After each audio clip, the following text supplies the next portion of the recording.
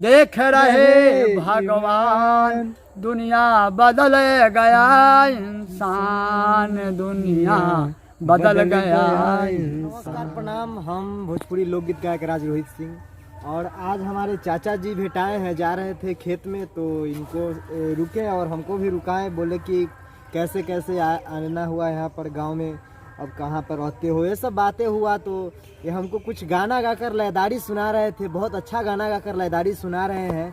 तो आप लोग इस लयदारी को प्यार दीजिए और देखिए इतना वृद्ध उम्र में भी इतना अच्छा इनके पास कला है। इस कला को छुपाकर कोई आदमी ये नहीं हो सकता है, इसीलिए बोल रहे हैं इस कला को आप लोग उभारिए, क्योंकि देखिए आजकल भोजपुरी में इतना कुछ गाया जाता है, ये सभी पर ध्यान दीजिए। और आप लोगों से हाथ जोड़ कर रिक्वेस्ट है, हमारे चाचा जी हैं गांव समाज के, तो आप लोग इनको बहुत सारा इस वीडियो के माध्यम से प्यार आशीर्वाद देख दीजिए। रहे भगवान दुनिया बदल गया इंसान, दुनिया बदल गया इंसान। और कहाँ मेरा गेरा और कहाँ में झगड़ा, कहाँ मेरा गेरा कहाँ में झगड़ा, झगड़ा जानता है सारा संसार। कहाँ में रगड़ा कहाँ में झगड़ा, जानता है संसार। दुनिया बदल गया इंसान, दुनिया बदल गया इंसान। हम जल में श्री राम चंद्र कहाँ, मन कान्हैया जल में कहाँ में जल में श्री राम चंद्र कहाँ, में कान्हैया जल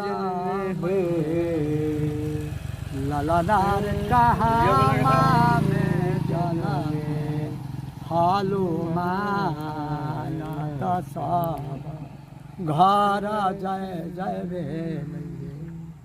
ललनार कामा में जल में हालो माता सब घर जय जय भेल।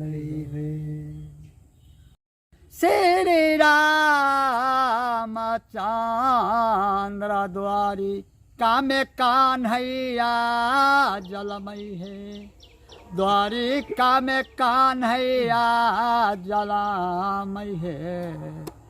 ललनार पराबत पर जल में हालू मानत सब घर जय जय भेल है। ललनार पराबत पर जल में हालू मानत सब घर जय जय भेल। कोशिला के जल में श्री राम चंद्र देव की के कान्हैया जलमई देव की के कान्हैया जलमई है।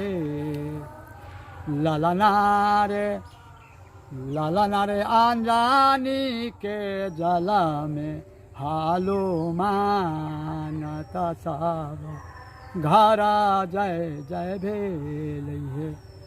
ललनार अंजानी के जल में हालो मानत सब घर जय जय भेल।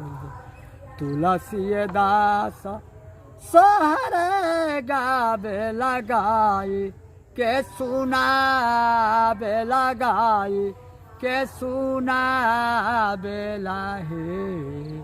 ललनार जोगा जोगा जिए आजो धारा जा महलिया सोहर गाये महे।